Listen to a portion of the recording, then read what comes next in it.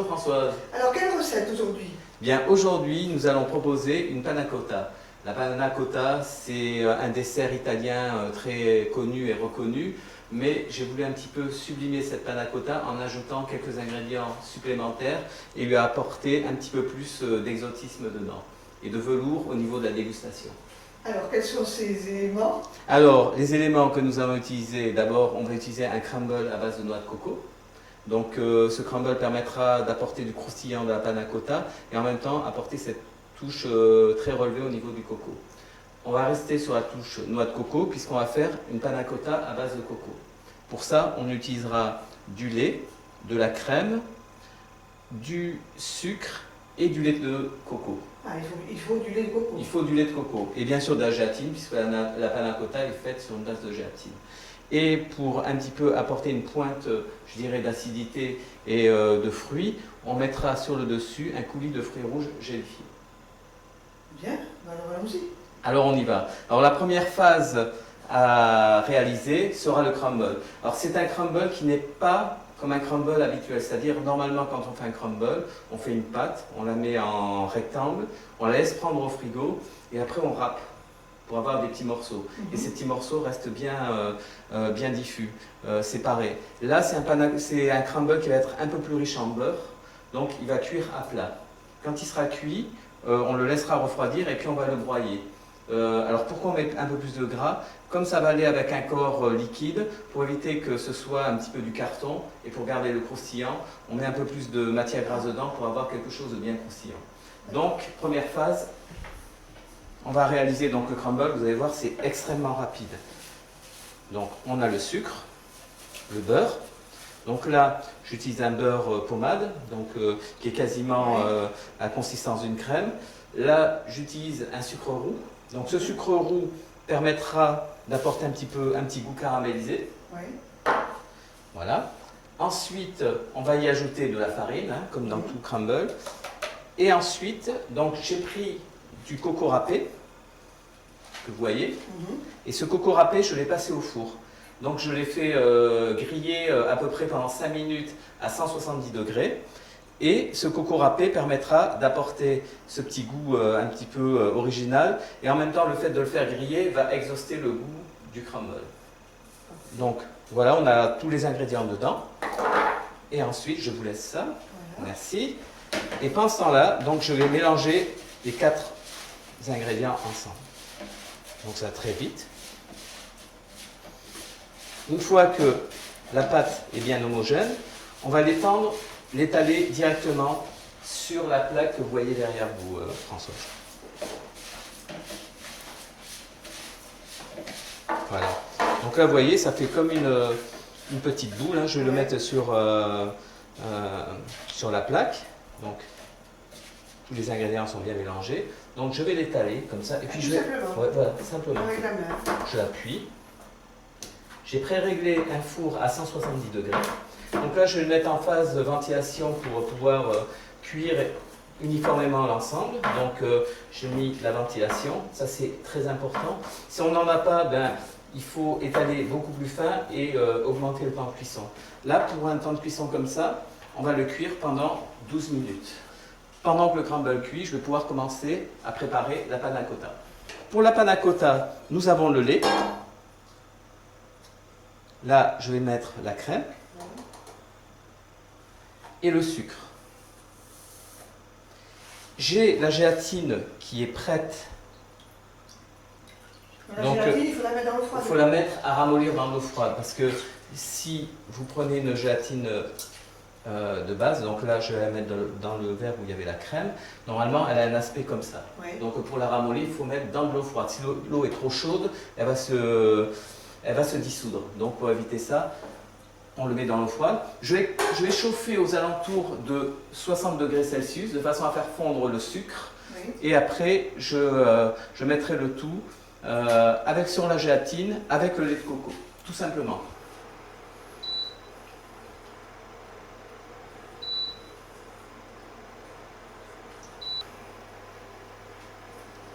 Alors pourquoi je chauffe à 60 degrés? C'est tout simplement pour faire fondre le sucre, hein, parce que trouver des morceaux de sucre dans une panna cotta, c'est pas agréable. Ouais.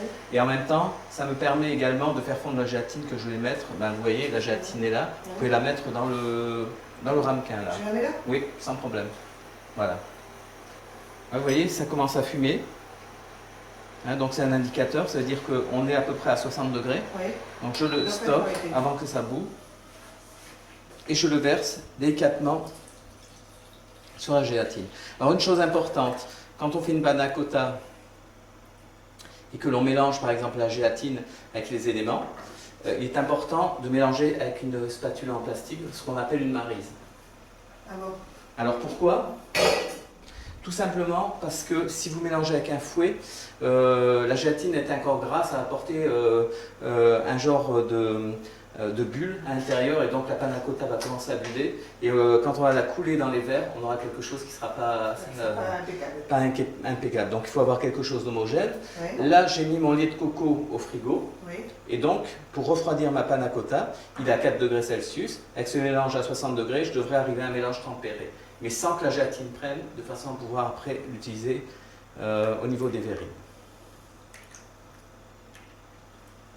Après, bien sûr, on mettra sur l'écran tous les ingrédients et toute la Absolument, quantité, ouais, hein. ouais, comme d'habitude. Ouais. Donc là, ce qui est sympathique, c'est que le lait de coco est très blanc, vous pouvez voir au niveau de sa texture. Donc on va avoir quelque chose de très très blanc, ça va être vraiment joli.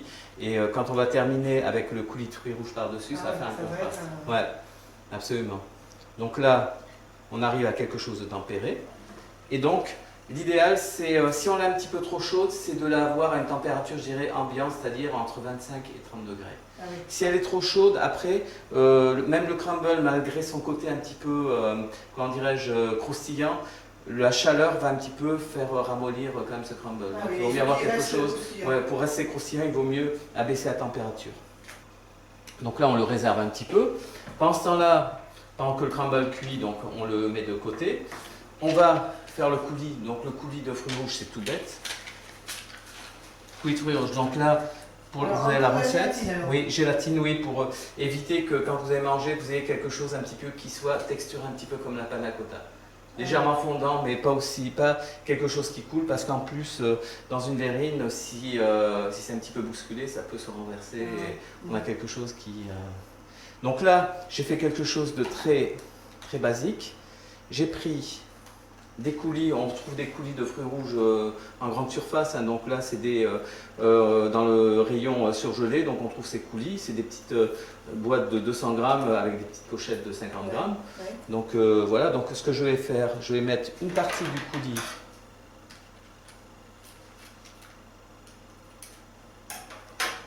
dans le... Alors quand on dit fruits rouges, dedans, c'est à base de...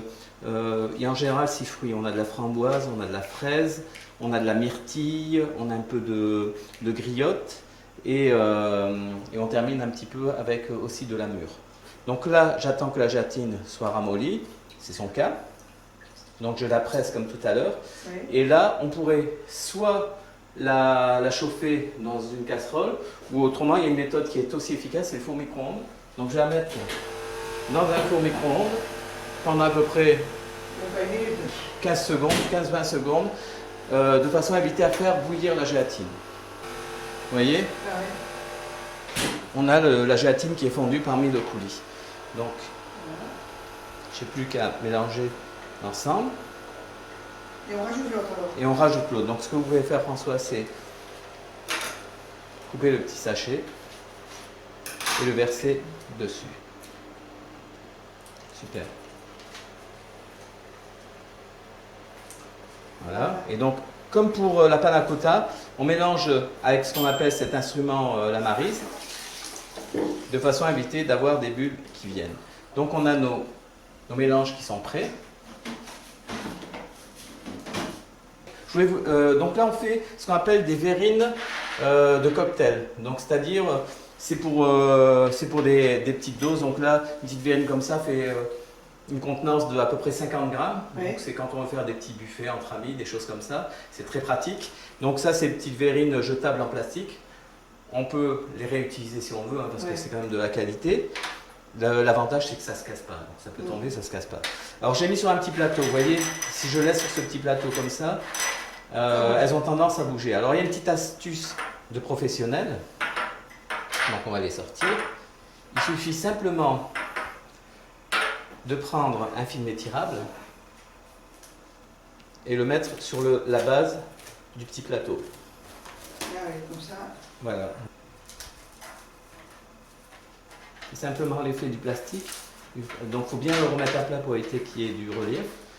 Et donc ce film plastique, une fois qu'on remet la verrine, vous allez voir.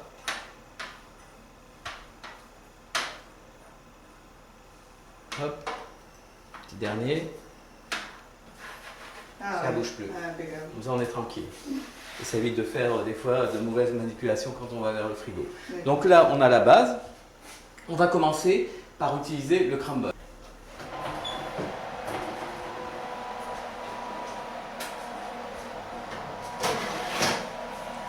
Donc, le crumble, il a cette forme-là.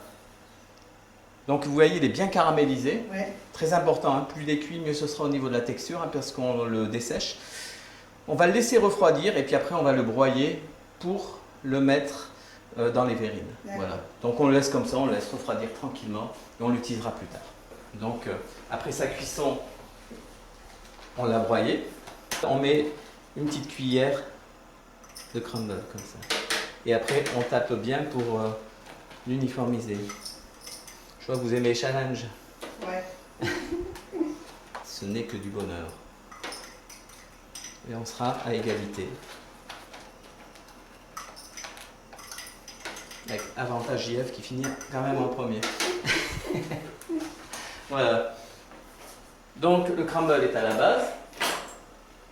Pendant ce temps-là, la panna cotta a pu refroidir. Donc ce que je vais faire, je vais verser notre panna cotta a refroidi. Je vais la verser donc. Vous voyez cette couleur blanche. Ouais. Je vais me mettre côté caméra parce que c'est vraiment pour que vous puissiez voir un petit peu quand je la verse. On a l'impression de verser du lait, quoi. Ah oui, tout à fait.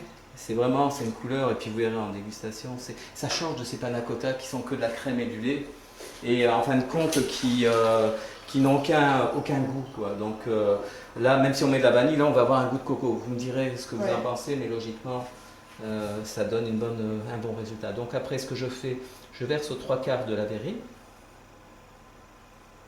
voilà, comme ceci. Voilà. Je vais tourner. Vous voyez le fait que ça ne glisse pas. Ouais. Ah, oui. Ah, donc je rectifie, on appelle ça dans notre langage de cuisine, on rectifie le niveau, de façon à avoir le même niveau quasiment pareil. Voilà, donc là on est prêt. Je vais le mettre au frigo et puis après on va mettre le coulis de fruits rouges. Les panna cotta en plus, vous voyez, hein, ça a bien gélifié. Donc maintenant, ce qu'il me reste à faire, c'est tout simplement mettre le coulis et puis on aura notre panna cotta en place. Ce coulis, on va le verser dans un ramequin beaucoup plus petit, de façon à pouvoir le verser plus facilement. Ouais. Donc là, je commence en petite dose pour éviter d'en mettre partout. Et logiquement, si je le verse, on met juste sur un fond de la verrine. Voilà, comme ça fait un petit anneau rouge sur la base.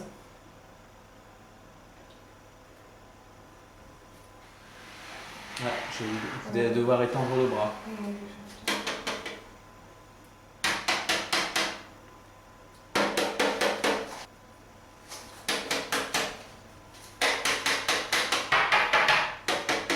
Alors ça, c'est aussi le réflexe professionnel.